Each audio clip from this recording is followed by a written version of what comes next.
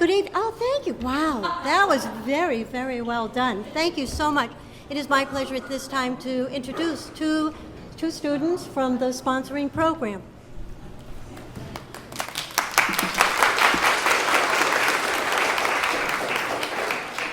Hello everyone, and welcome to this year's San Dieguito Union High School District's Area 4's Candidate Forum. My name is Rhea Tracy, and I'm the president of the Canyon Crest Academy's Envision Conservatory for the Humanities. We would like to extend a special thank you to the League of Women Voters for moderating this forum.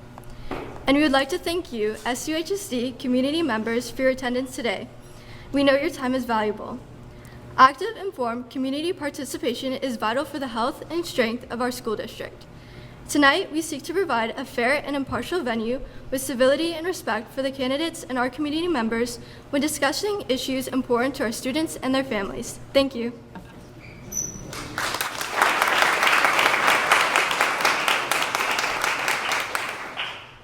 Good evening, my name is Sierra Huang, and I am currently a Year 3 member of the Envision Conservatory for the Humanities. Before we begin tonight, I'd like to reiterate the guiding principles set forth by the League of Women Voters. You're doing great. The guiding principle for candidate forums is to provide a fair and impartial platform for candidates to speak directly to voters and for voters to learn about the candidates' positions and priorities. In that vein of fairness and impartiality, none of the League question sorters, the timer, nor the moderator live or vote in District 4. Thank you.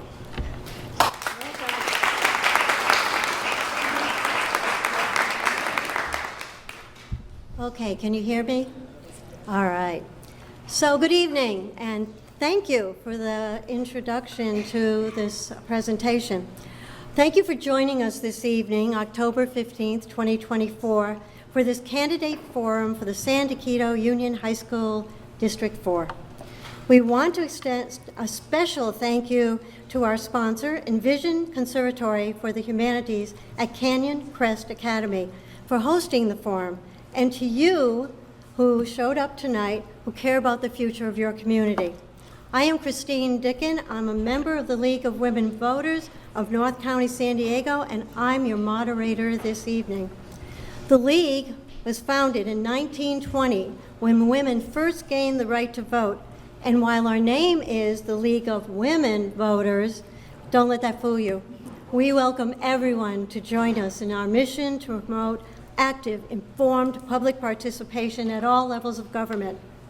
I'd like to point out that the League of Women Voters is strictly non-partisan. We never endorse or oppose any political party or candidate for public office, although we do sometimes, in our completely separate arm of the League, our advocacy arm, take positions on vital issues.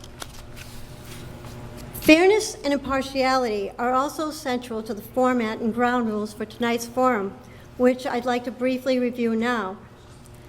The sponsor and the candidates have been informed about these ground rules and have agreed to them. Specifically, tonight is not a debate, nor is it a rally. It is an opportunity for candidates to respond to questions from the community and for the public to hear how the candidates would address the issue. Candidates have agreed to focus their answers on their vision and positions rather than commenting about other candidates' qualifications, character, or activities. We have reviewed these guidelines with each of the candidates. If you'd like to submit a question to the candidate, please raise your hand and one of our student volunteers will bring you a card and pencil. One question per card, please. Write legibly, be as succinct as possible, and address your question to all candidates, not to just one. Raise your hand once you've completed your question, and a volunteer will come and get it and take it to our question sorters. Question sorters will group questions by topic, eliminate duplicates, and those not relevant to the office being sought, and any that are inappropriate. We will include as many of your questions as time allows. I guess I got to be really close to the mic. Tonight's candidate forum rules call for civility on part of both candidates and the audience. We ask for everyone's cooperation in treating each other with courtesy and respect. And audience members, we specifically ask that you not applaud or otherwise express positive or negative reaction to candidate remarks. At the end of the forum, we will be able to applaud the candidates. Thank you for your help in ensuring a civil discussion of the important issues that confront our communities. We are video recording this forum and will post it on our YouTube channel within 48 hours. You can link to it by visiting our website, lwvncsd.org. No other video recording of this forum is allowed other than that expressly authorized in advance in writing by the League. This also includes audio or video recording on cell phones. At this time, I would like to ask everybody to take out their phones and silence them. Thank you. Tonight, we will hear from Kevin Sabellico and Michael Allman, the candidates running for a 4-year term for the office of the San Dieguito Union High School District 4 Board of Trustees. We will start with 2-minute opening statements from each candidate. After opening statements, we will begin the question and answer period. Generally, candidates will have up to 1 minute to respond to each question. I may allow more time for complex questions, or I might insert a speed round where the candidates will be asked to respond to a question with a simple yes or no. I'll let you know if that is my intention. There will be no separate rebuttals. However, candidates may choose to use some or all of their time to rebut another candidate's response. Following the question, each candidate shall have 1 minute for a closing statement in reverse order of who opened with the opening statements. The order in which the candidates are speaking has been determined randomly. We rotate the order in which the candidates will respond to questions. Our timer will give a 30-second warning with a yellow sign, and then we'll hold up a red sign when the candidate's time is up. You see how that, okay. Thank you for that demonstration. Candidates must wrap up their answers when time is up or they will be cut off. So let's get started. Candidate Sabellico, you will go first. You have 2 minutes for your opening statement. Well, thank you all for being here tonight. My name is Kevin Sabellico, and it's the honor of my life to be a candidate for the San Dieguito School Board. It's very special to be here tonight at this forum hosted by the League of Women Voters and also hosted by the CCA students at the Envision Conservatory for the Humanities. It's these students who are really the focus and whose opinions really have the most value. Like them, I went to Canyon Crest Academy just down the road, and it's because of the amazing teachers who poured their heart and soul into my education that I could go to college and lead a successful career in business and public service. As a school site council president, I've helped raise reading and math scores for all student populations, including English learners. As a science Olympiad coach, I've made STEM education a priority and I've mentored students. As a planning commissioner, I've kept our students safe going to and from school, ensured a clean, reliable water supply, and helped families afford a home. But before I was all of those things, I was a student right here in the same school district that I'm running for. I'm not your typical school board candidate. I represent the next generation of school board trustees, and I understand the pressures that modern students face. Applying to UC, filling out FAFSA, dealing with the complexities of social media. When I was in Mr. Shea's math class, I was also treasurer of the math team, and I solved some hard problems. But now I'm running to solve a different kind of problem on our school board.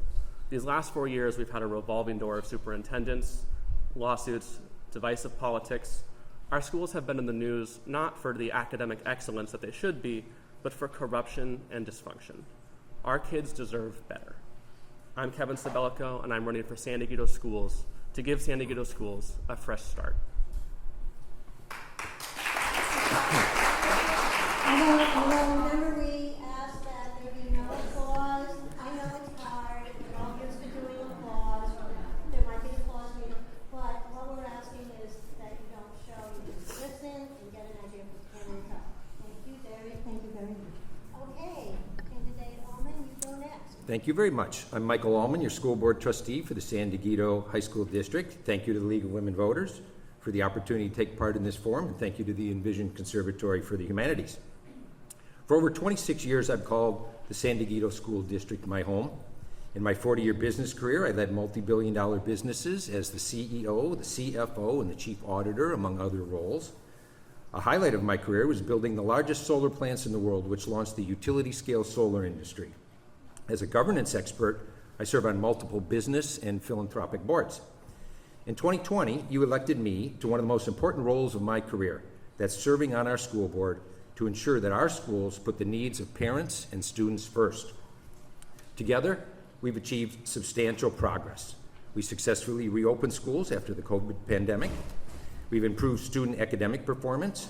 Our school district ranks number 3 in California and number 1 in County of San Diego. Canyon Crest Academy is the 5th ranked public high school in California. We've had a number of National Merit Scholars and number of students taking the AP exams among the highest in the county. I supported bringing highly rated free college counseling services for every one of our high school students.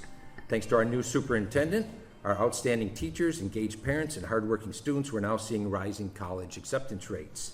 Student safety remains a top priority, which is why I sponsored an anti-discrimination policy to ensure that every student feels safe and welcome at school.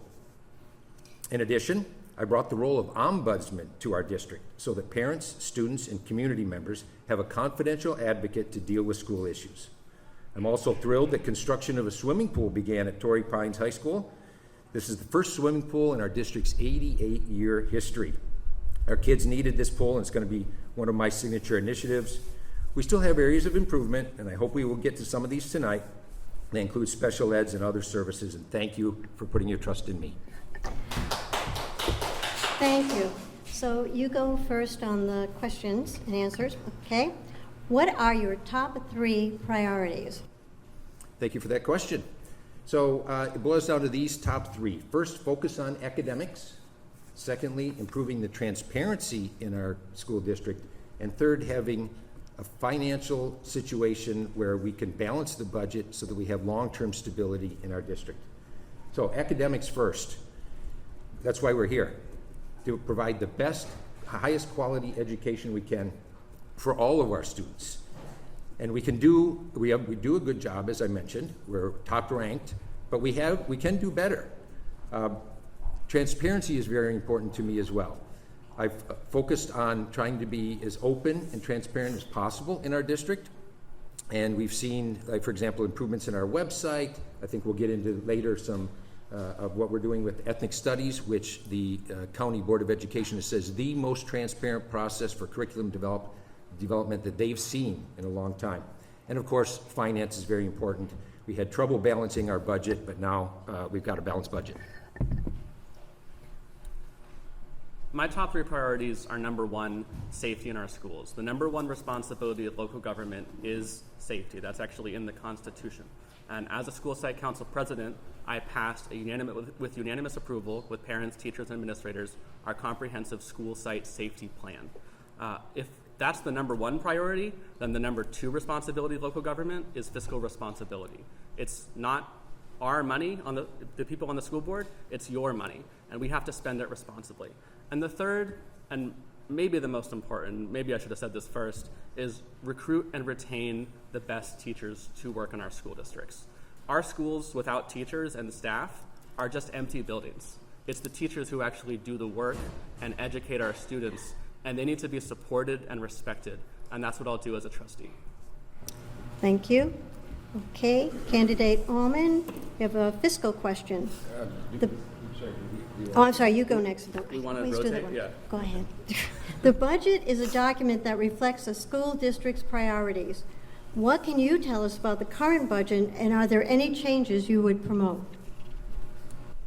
Well, the current budget devotes 80% to salaries. Education is a people business, and like I was saying earlier, we have to recruit and retain the top teachers, and that's the number 1 job of a school board trustee, really, is to make sure that we have positive, strong relationships with the collective bargaining units that we bargain with, and recruit those teachers to work in our school district, because without the teachers, they're just empty buildings. Facilities, we need to make sure that we fully fund all of our facilities that we promised to voters under Prop AA. Prop AA was passed when I was still a student at this school, in this district. That was a long time ago, and we haven't built all of the facilities that we promised voters. And I want to make sure that we do that before we ever ask people to put up even more money or renew Prop AA.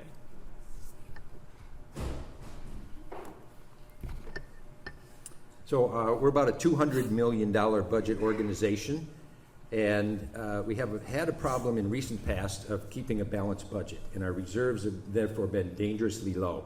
For the first time in over 5 years in this last school year, we finally eked out a surplus, about a $1 million surplus on our $200 million budget.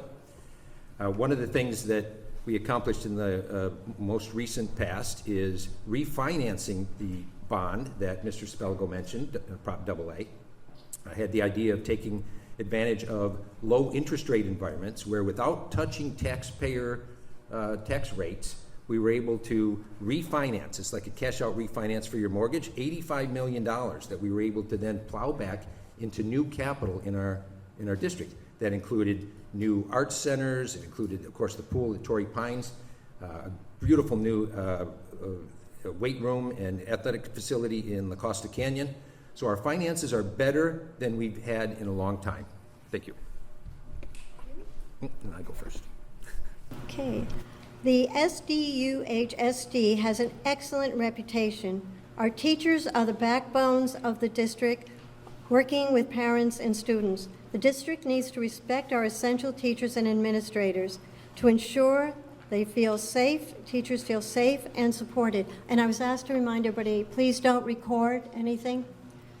Okay, thank you. Okay.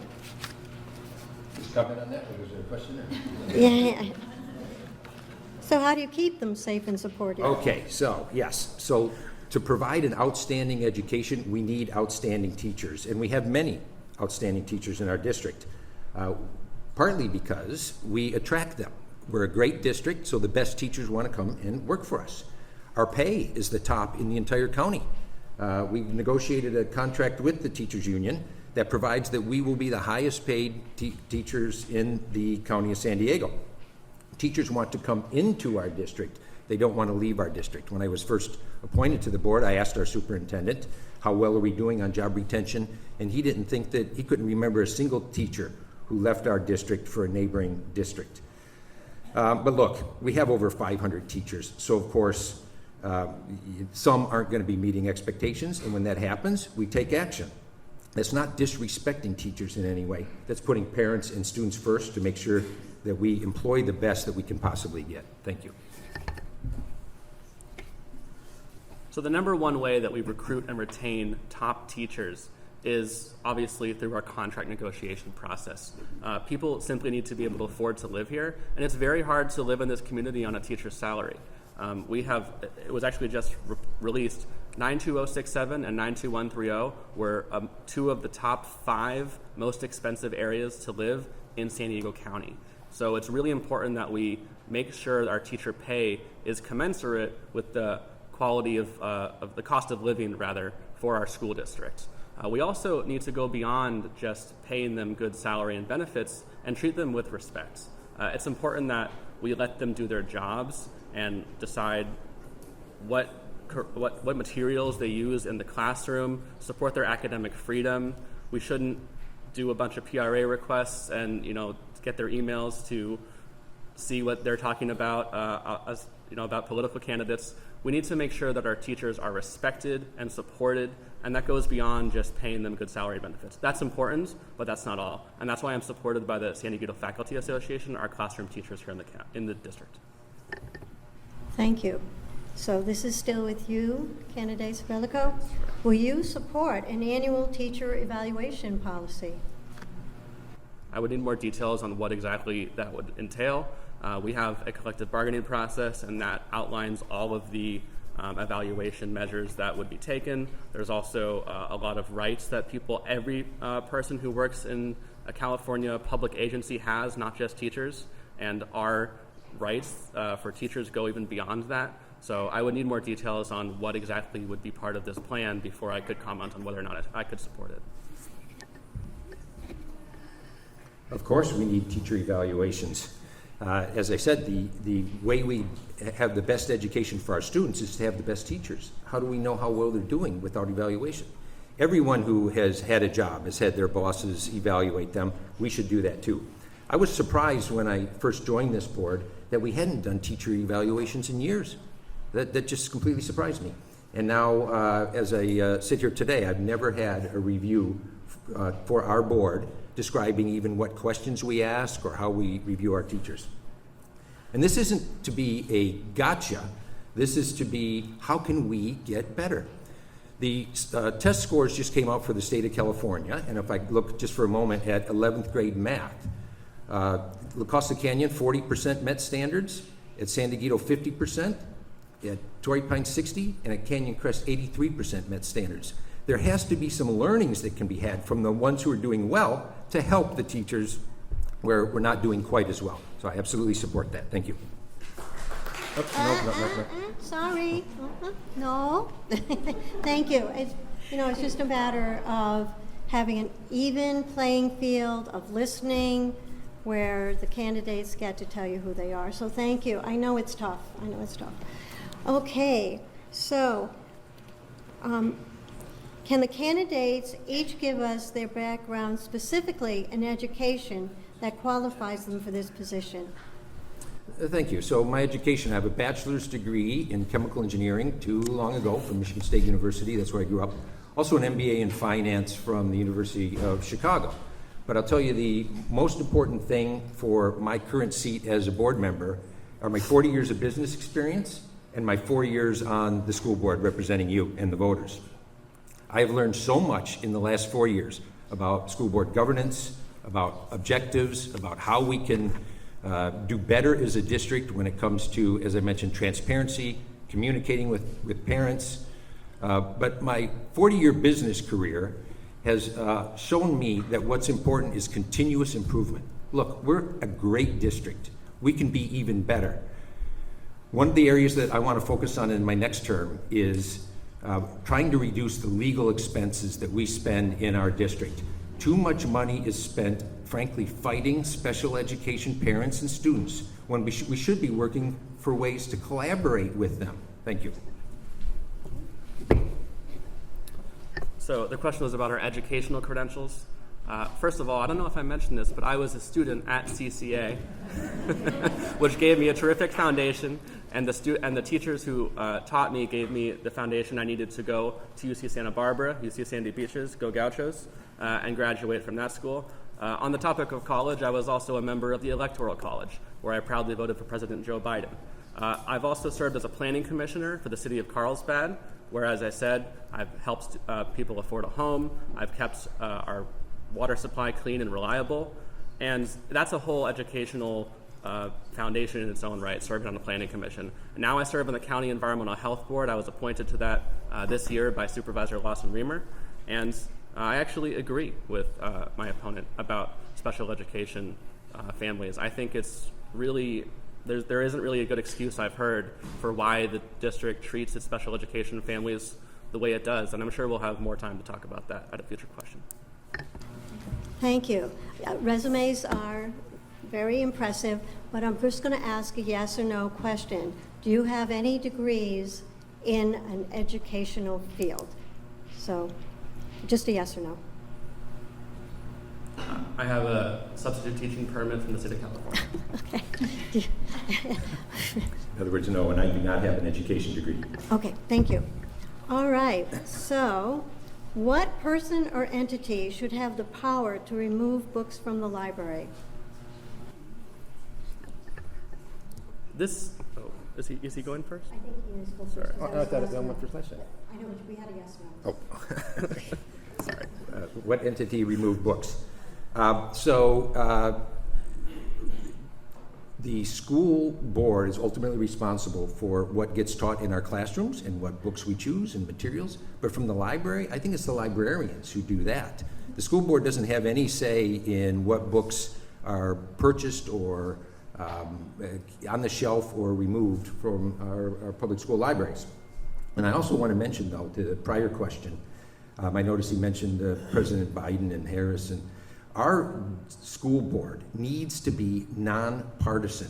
In 4 years, no, please don't applaud. Don't applaud. No. Please. We will pause. Follow the rules, Excuse please. me. We will absolutely pause this if we can't contain our applause. This is not that. It's not a rally. It's not a debate.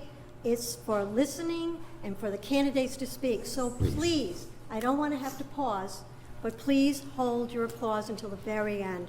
It's just the rules of the League of Women Voters. That's our format. Please respect it.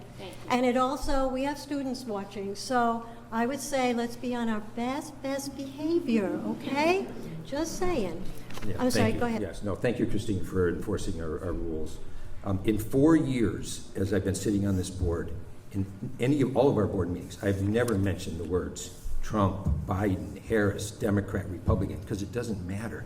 That doesn't impact what our school board is about.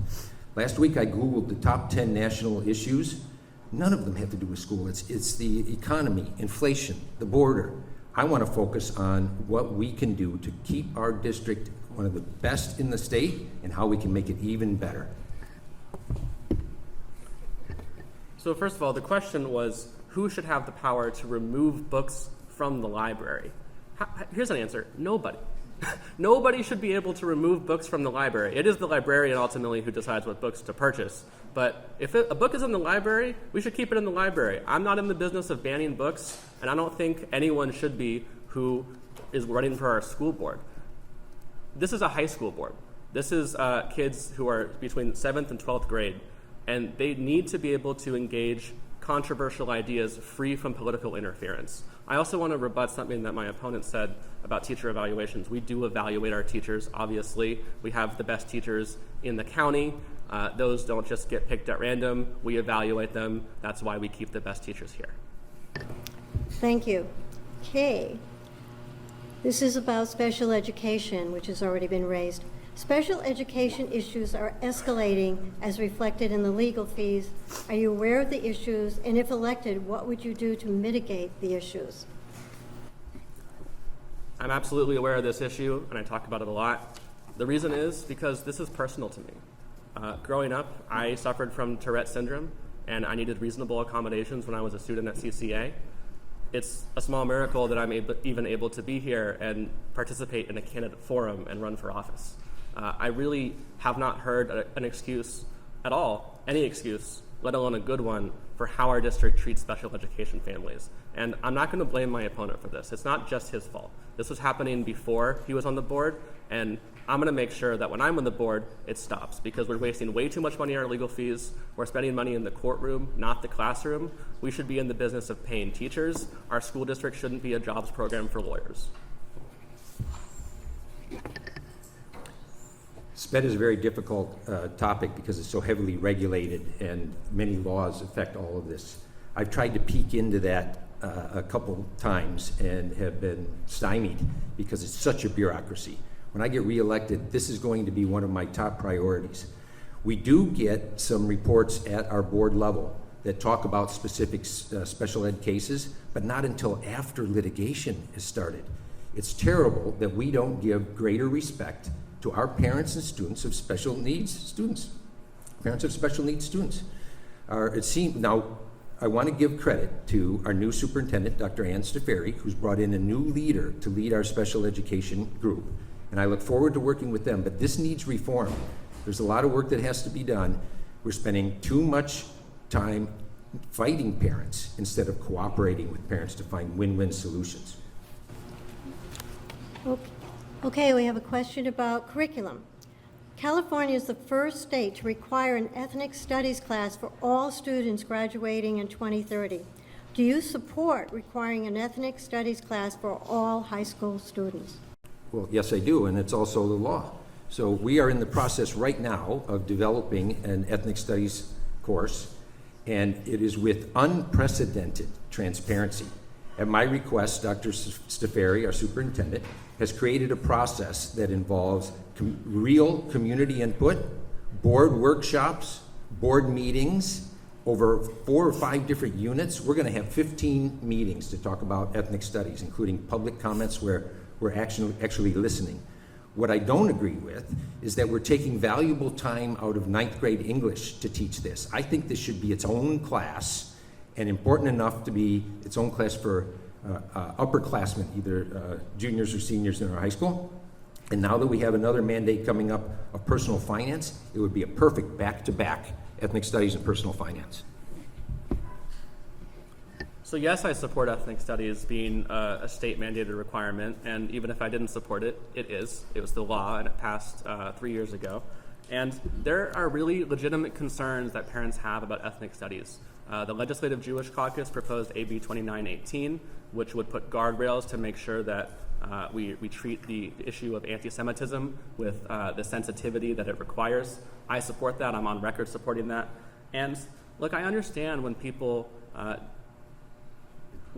hear that their kids are learning something in school that they didn't themselves learn in school. It causes anxiety because they're unfamiliar with it, but our society is rapidly evolving. And isn't it a good thing that our kids are going to grow up in a more tolerant and welcoming society than we did? I'm really glad that the board passed Unit 1. There's 3 more units to be voted on, and I plan to support whatever is the result of our community input sessions. That's really important to me, and I wish it was a 5-0 vote. Okay, the next one is about student involvement. Describe how you will work with the ASB representative on the board, and how would that promote and consider the desire of our students to participate in our democracy and now and in the future. As I was saying in my opening statement, our student representatives on the board have tremendous value. I totally reject any attempts to dismiss their input. When we're making decisions, we should always be asking ourselves, what is in the best interest of these students? And that's why the students are there, to tell us. So I really am glad that we have a candidate forum tonight, which is partly organized by a lot of students and a teacher who I took 2 classes from. So I really believe that students held tremendous value, and we should respect them and listen to them and share our thoughts with them as a springboard for better ideas to come.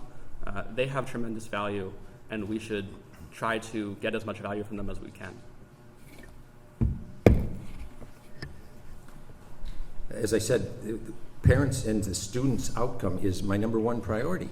And it's really academics first, but it's also giving them an underpinning of a lifelong love of learning. And that includes many different areas. Find a passion and go with it.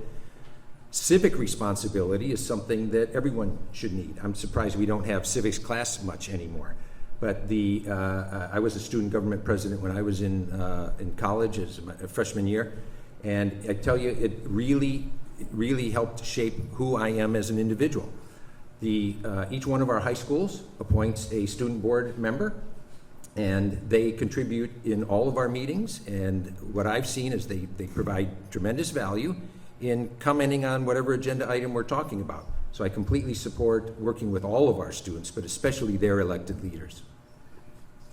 Okay. I just want to take a moment to say thank you, audience, for not clapping. Well done. And also to the candidates for keeping it civil. Thank you.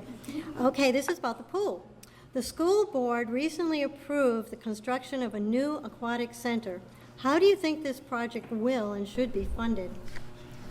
Well, we've already determined how it will be funded. It is funded as from the state of California providing refunds and rebates for money that we spent on prior capital projects. So generally speaking, the capital money that we spend on improvements or new buildings or new construction like the pool has to come from an account that was specified for capital. And we raised a bond called Prop AA that was used to build some of our new schools. And the state of California has a reimbursement program that roughly, when every dollar we spend, about 50 cents or so gets reimbursed after we're done, if it qualifies, that can be used for other capital projects. And that's how we funded our pool. That's how we funded part of the weight room that I talked about in LCC. That's how we get our capital funding that's already been fully funded. one of my objectives in the next term is to try to build the second pool up at La Costa Canyon so that our aquatic athletes can use that facility. Well, let me just say, I absolutely support having a pool. I have a twin sibling, so if you're not a big fan of me, I have bad news. There's another one of me running around. And they were on the swim team, and I've spent a good portion of my life at the Knights of Columbus pool watching them swim team because our school didn't have a pool, and our school should have a pool. It's about time, and I'm glad that the board majority, including School Board President Rimga Visconta, finally got this done after 10 years. I'm supported by Pool Feasibility Committee member Peter Mers. We served together on the Planning Commission. He's seen me in action. He knows my leadership capabilities, and that's why he's supported me. I fully support our aquatic families. I fully support all the families who want to see the school board invest in their kids' athletic facilities. They're a really important part of development, and I support it. Thank you. Thank you. We have another fiscal. So should we be working to increase teachers' salaries to match average income in the district so they can afford to live here? Our cost of living has skyrocketed. I'm a renter. The economic stratification of our society is deeply felt by me. And I work really hard. I work full time in addition to running this campaign. And it's tough. It's tough for teachers who earn a very low wage, in my opinion, when they start in our school district. And we need to make sure that it's commensurate with the cost of living here in this district, which, as I said before, my other answer is very high for 92067 and 92130. So we need a cost of living adjustment for our teachers to recruit and retain the best staff, in addition to our school bus drivers and other staff as well. We should pay to attract the best teachers that we can. And as I mentioned, we are successfully doing that. We pay the highest amount of any public school in San Diego County. When we have the financial resources, we should invest in our people.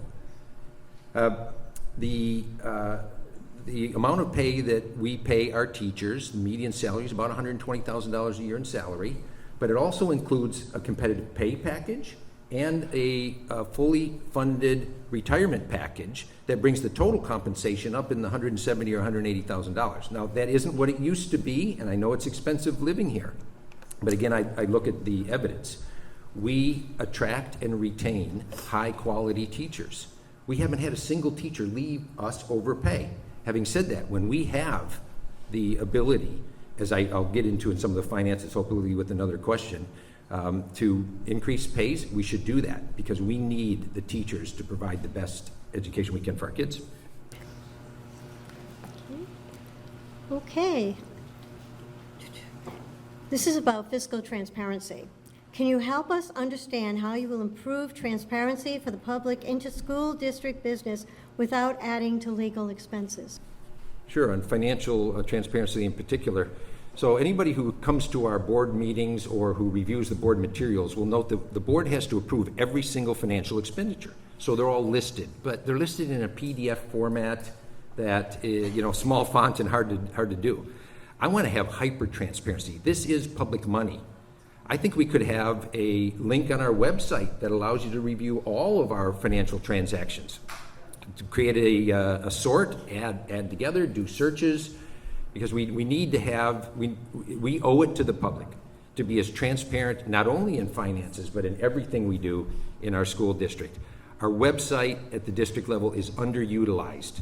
That should contain course curriculum, all the financial transactions, the contracts we enter into. We're underutilizing our website for transparency. Can you just repeat the question to make sure I heard it correctly? Can you help us understand how you will improve transparency for the public into school district business without adding to legal expenses? Yeah, I think that our technology is advancing at a very rapid rate, and we should use our technology to improve transparency, make our records request system more easy for people to navigate. We should have the most transparency possible that our technology offers, including by showing all the course materials, the syllabi, the number of sections that we're planning to have for every single class that's going to be offered in the coming academic year. It's really important for people to understand what classes their kids are going to have, understanding that these things are subject to change, and it's not guaranteed to stay that way by the time they actually enroll. But that's how it is when I went to UCSB. They can do it there, and we should be able to do it for CCA and all these schools in our district. Thank you. So the questions have been pretty hard, I think. Good questions from the audience, really, asking for the opinions of the candidates. So we wanted to give you a more fun question. What was your favorite class in high school and why? Oh, my. Would it be weird if I said speech and debate? I don't see Mr. Perisic here. He taught me that one. No, I was a STEM nerd, and I really liked calculus, so I'm going to say AP Calculus because that's just the kind of person that I am. It was physics, and the reason was that my physics teacher had a certain grading mechanism, which was that you earned points. And if you did your homework, you got a few points, and if you had a quiz, you got 10 points, and then there were tests, and he had his grading rubric determined that certain points got you certain grades. And in a 10-week class, I had already had an A+ in 5 weeks. So the good news was I could relax a little bit about after that, but the bad news was it allowed me time to get into trouble and gave me a little bit of grief to when I was hassling my fellow students. But that was my favorite class in high school, physics. Thank you. Back to the harder questions. So this is about student mental health and counseling. What is the school board's role in addressing student mental health issues and suicide? It's a very important role. We need to support all of our students, not only in their academics, but creating the environment where they can learn. And that means that they need to feel safe and welcome and have a warm place to come to at school. We've taken some actions to achieve that. We've increased the number of counselors that we have in our high schools. I was supportive of adding that, but I think there's more we can do. All it managed to do was bring our typical ratio from something like 500 students per counselor down to 400. We can do a lot better than that. We also have, Dr. Stafarius started a new engagement called One San Dieguito that I'm fully in support of, where we use the National Conflict Resolution Center to help students who are having issues at school, whether it's not getting along with other students or if they feel something bad like that. So I want to make sure that we do everything we can to improve the mental health of all of our students. Well, I represent a younger generation and the next generation of trustee for this district. I understand the difficulties that our students are facing with social media. The level of anxiety since 2014, when social media companies really expanded into the high school demographic, has just skyrocketed. It's been through the roof. And so we really need to focus on addressing that specific challenge. I'm glad that the Governor Newsom just signed a law requiring all students in high school to put their phones away for the entire duration of class. That was a really important thing, and some of our schools were already doing that. I'm glad to know that all of our schools will now be doing that for the coming academic year. So it's really important that we make sure school is a place to learn, not a place to, it's always going to be a place to worry about what your peers think of you, but, taking away the phones will just make it a little bit less so. Thank you. Okay, this is about college counseling. What are your ideas for improving actual college counseling? Well, I had terrific college counseling when I was a student. Unfortunately, the world of or the world of elite college admissions is so overwhelming that there's this cottage industry of consultants who help kids apply to Harvard and Yale and Berkeley and all the rest. And it is kind of daunting. I do think that there's no way to, like, for the school board to make our students be able to, have that level of service, because that level of service just shouldn't exist. That's not what college admission should be about. But we need to make sure that our kids are able to fulfill the requirements of the application as easily as possible. And these have a lot of essays and letters of rec, and sometimes they have to take assessments for them, and we have to prepare our kids for the SAT and the ACT for the colleges that still require them. So there's a lot that goes into college counseling, but our college counselors, I think, do a fantastic job. My turn. So there's a lot we can do for college counseling. The counselors that we have do an excellent job, but their plate is very full. They have to deal not only with college counseling, but also with all of the other academic and social and emotional needs that our students have. And those are two different skill sets. In order to be an expert at helping kids get into college and all the academics and what classes to take, and that's a specialized skill, and to fill out the applications, etc. I'm a proponent of separating those. We should have college counseling experts as part of our counseling group. We had a group, Greg Kaplan's group, provided college counseling to our district and did a fantastic job. Parents absolutely loved it. I'd love to see him come back. Unfortunately, one of my fellow board members said they wouldn't even use his service if it cost just $1. We need to get into a position where we can help kids navigate this, and we can do that by having more specialty in college counseling. Okay. So what is your approach to allowing or limiting controversial speech on campus? So free speech is very important to me. It's something that I've been an advocate of since I was in high school or earlier. I'm a member of a group called FIRE, Foundation for Individual Rights and Expression, that everybody has the right to free speech. But as the Supreme Court of the United States has recognized, high schools are a little different. Public schools are a little different. The audience, the most important difference is the audience, our students, are captive. They can't choose to not go to school. Of course, your parents can put you in private school if you're not, but everyone's entitled to a free and appropriate public education. So that does limit certain rights. Students can't speak out in class. They can't just, disrupt. So we want to give students all the flexibility to engage in appropriate discussions, but they don't have the same free speech rights that they do on the street. School is a special environment. Well, I'm actually really glad to hear my opponent mention the organization FIRE. I was also involved in that as a college student. I totally believe in free speech. As the Supreme Court Justice said in Tinker v. Des Moines, our rights do not vanish at the schoolhouse gates.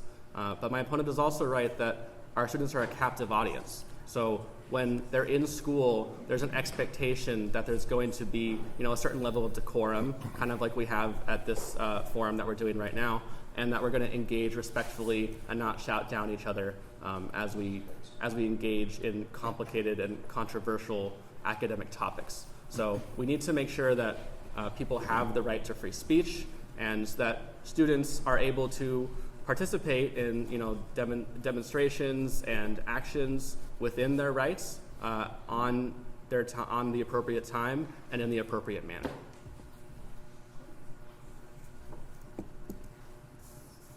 So before we go to the next question, just want to remind people that we don't allow any video recording or any photographs unless you have actual permission from the League of Women Voters. All right. So, what percentage of your campaign funds come from outside the district? I would have to estimate, but I'm gonna guess. This is a guess. Roughly 80% come from inside the district, and 20% come from outside. I don't think I have any campaign contributions that aren't within the district. And I think one of the differences, I do not accept any campaign funds from our teachers union. That's something that's very different from others. So all of my funding comes from people within the district, our San Dieguito district. You've been asked to elaborate more on promoting educational excellence. Well, that's fundamentally why we're here, is to provide the best education we can for our students. So that means focusing on, in my view, the core, that we want to have students who have a lifelong love of learning, learn what the world is about and how they can be productive members of that. That's how to write clearly, how to create presentations and convince other people of your view, understanding modern technology, including all the STEM subjects. Mathematics is more important than ever before. Computer science can be very important. Understanding the history and being able of our country and the world and being able to learn for it. So I'd summarize my view as, let's make sure we handle the basics first. How to write, how to read, how to think critically, and how to become lifelong learners, because learning is different today than it was when I was growing up. It's not memorizing facts so much. All of the information is basically at our fingertips here. It's about how do you synthesize it. I just want to take a moment to rebut something that my opponent said about how much of our contributions come from outside the district. With all due respect, that's not true, that what my opponent said. Kevin McCarthy's PAC, New Majority San Diego. Sorry. I'm going to ask that, yeah, I would ask that you not do that.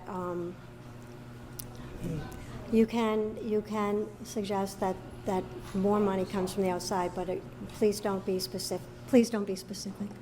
Okay, I won't be specific. I will say that I have never taken a contribution from Kevin McCarthy's PAC from Sacramento, and I will never take money from his PAC either.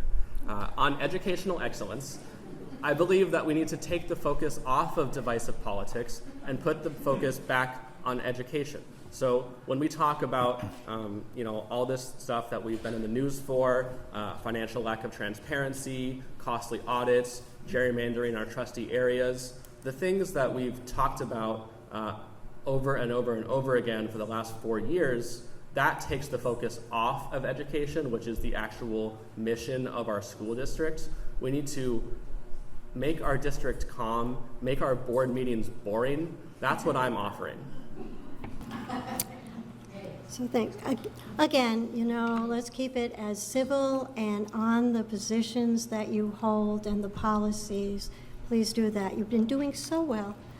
And you've not been clapping. I think it's going pretty well. Oh, thank you. I got a compliment I have to acknowledge. All right. So this is about curriculum.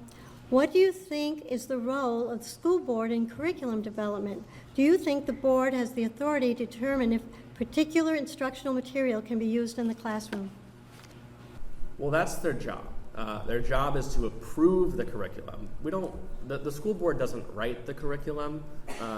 Most of the people on the school board are not professional educators, but we do provide that level of oversight for the administrators and teachers who come up with the curriculum. There's also a state curriculum that provides standards, so we can't just go off the rails and do whatever we want.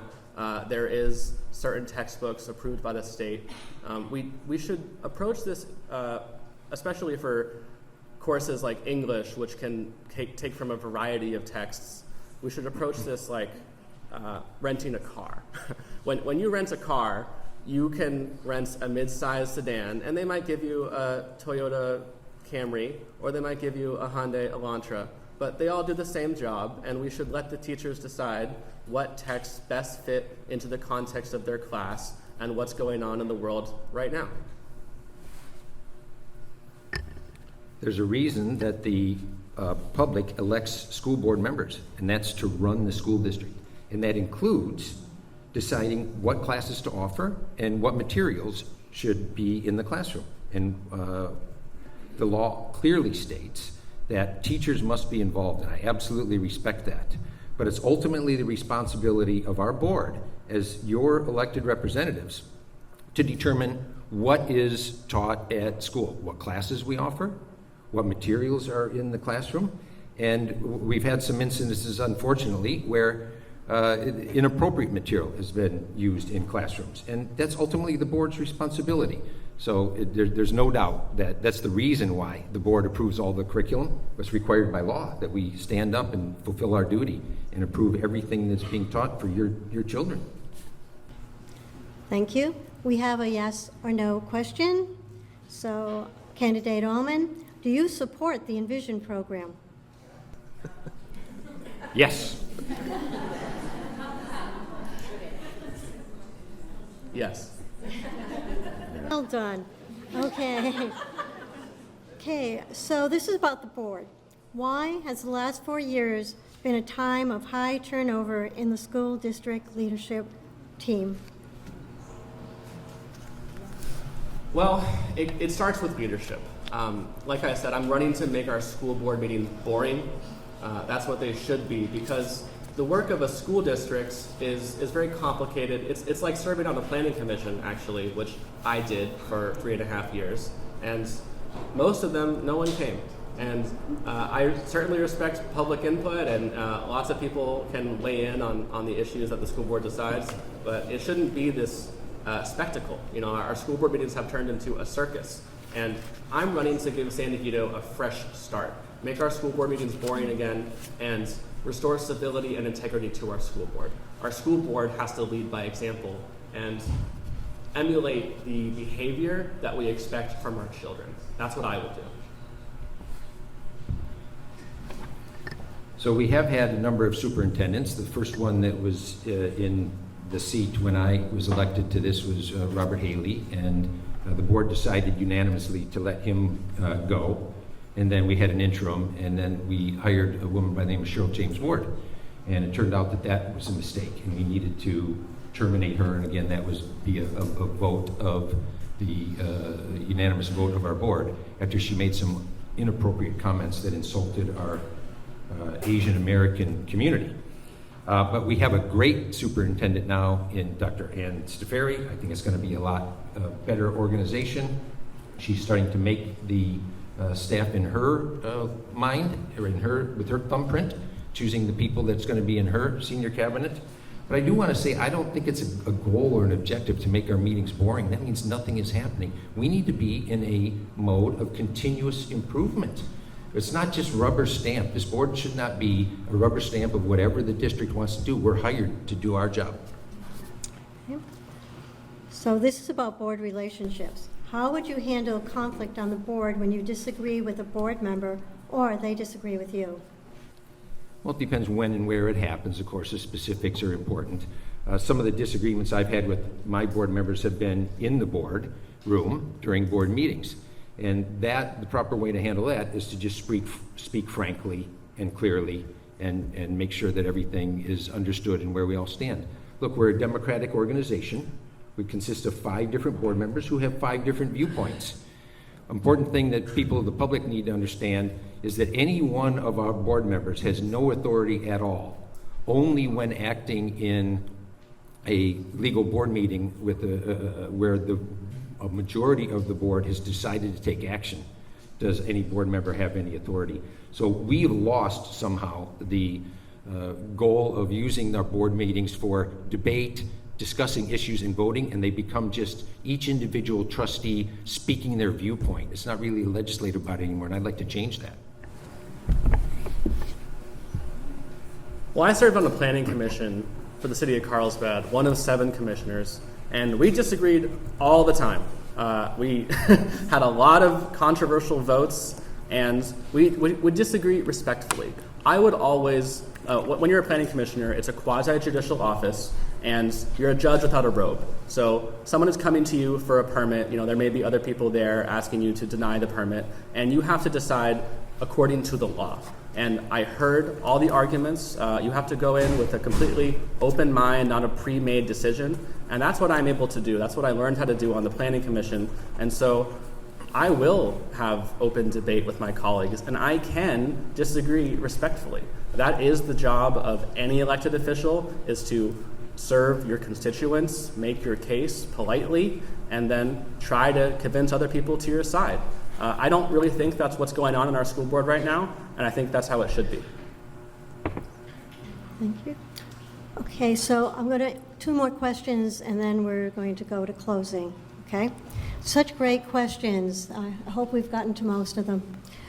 What is your proposal to increase admission rate of our students into UC schools? Well, first of all, they're very high right now. Every year, a lot of our students get into elite colleges, Harvard, Yale, and the UC schools. I myself went to UCSB. I'm very proud of that. I actually, little known fact, I had to appeal to get into UCSB, and my college counselor wrote my letter of appeal, which is why I think they do a fantastic job. But we should advocate for some form of standardized testing to return. I really believe it's hurting our students here because they compete with so many other very qualified candidates who are competing for these spots. And we need to, I know the ACT and the SAT have problems, and the UC is supposedly developing their own assessment. We need to help them make that assessment very quickly, because the longer they don't allow test scores to be a factor under consideration, the more it's really hurting our kids. So I've been the go-to board trustee for the last 4 years when parents have an issue in the district, because I listen to them and am willing to take action. It is not the case at all that our students are being accepted at higher rates into elite universities. It's going the other way. Many parents have shown to me extreme frustration that they thought they had a deal with society, that if their kids performed and got straight A's and did well on the tests, they would be accepted into the college of their choice. Turns out that, especially for our Asian community, that they've been discriminated against. Thank goodness now that the Supreme Court has ruled that there'll be no more discrimination based on race and ethnicity, and we can finally get back to merit. So what I will do is I will advocate for hiring a third-party service who can provide expert college education, college applications services. We had that, and parents are still doing that, and they're paying for it. We should pay for that as our district. Okay, so this is your final question before your closing. What are the top safety issues at our school district, and what would be your proposed solutions? Safety is a very important issue. Anyone's children are their most valuable resources and assets that they have. That's what they care about the most, okay? The safety of their children. We have a tremendous network of individuals in our audience. I see one who are experts in safety. I want to have greater influence and input from our community who knows what we can do to improve the safety. Now, our campuses are safe. I've sponsored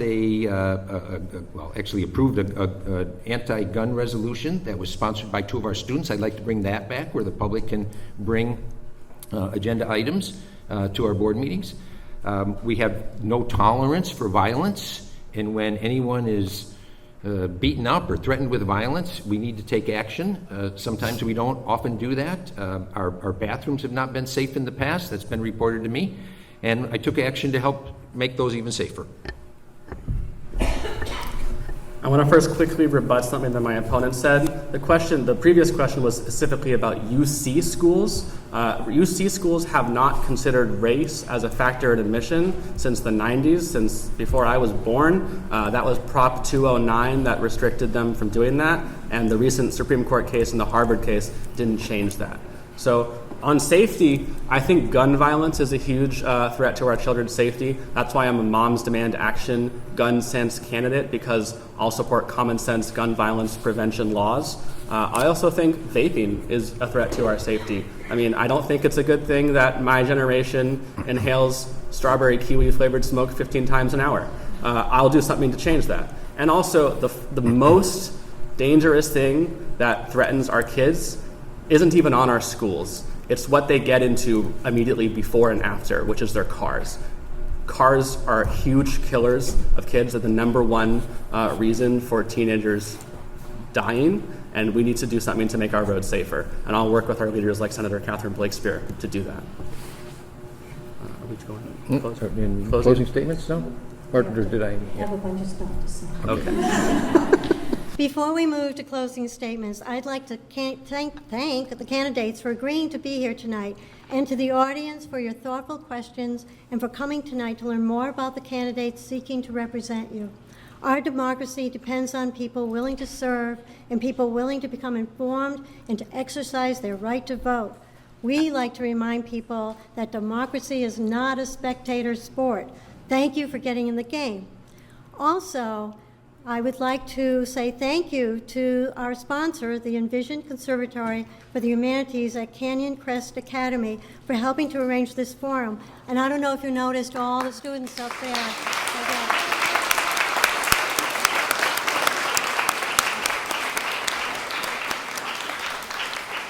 And so how did we do in being civil discourse? What are you thinking? Thumbs up? A thumbs up? Okay, good job. We got our grade.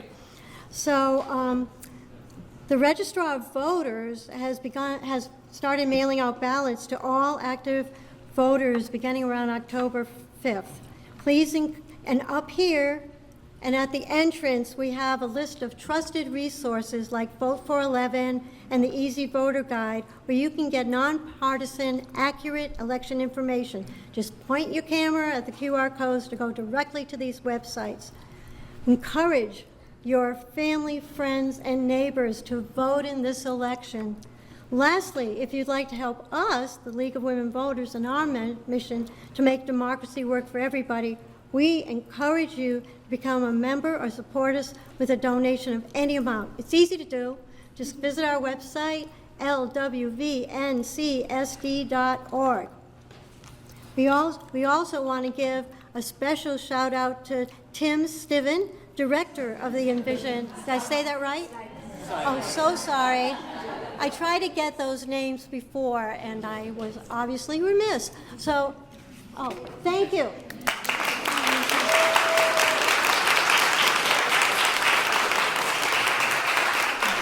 And this was really important for me. One of the things that we do at the Conservatory for the Humanities is study civics.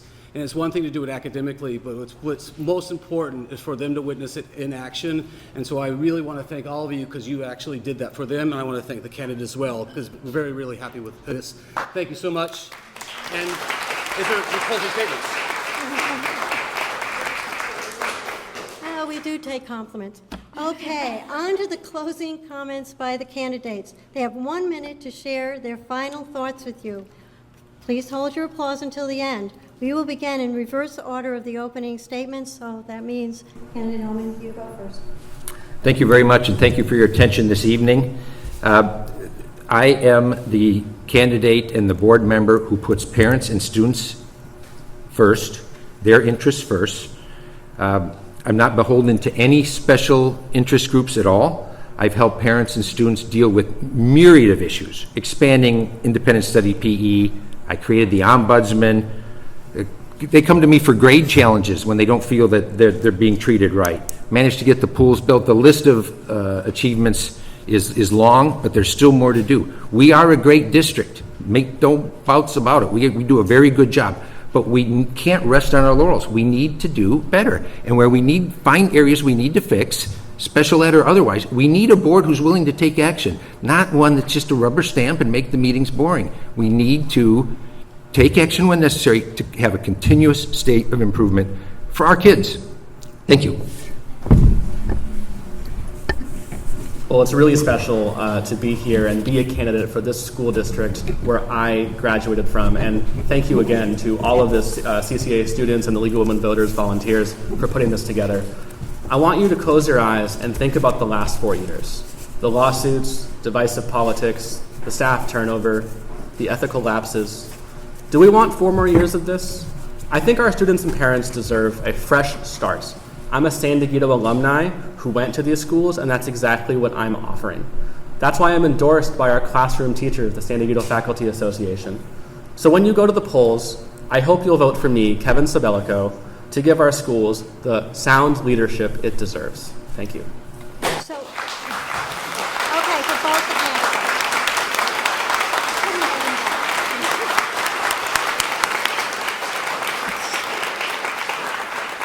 So back to me.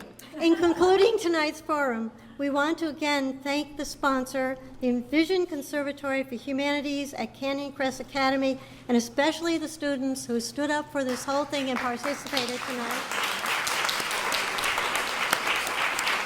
and gave us a passing score.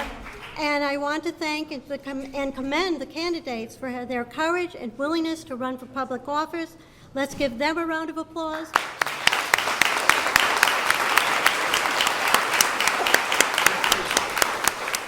And I also, it's a team here. So I want to thank the League of Women Voters, our timers, our question sorters, the people who make this all happen. So thank you all and good night.